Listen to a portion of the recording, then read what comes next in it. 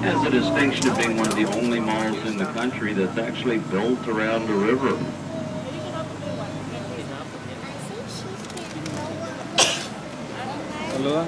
Fireworks. It has over 1 million square feet of shopping and dining. And if we're lucky, there may be live music out here. I'm not sure because they close early on Sundays.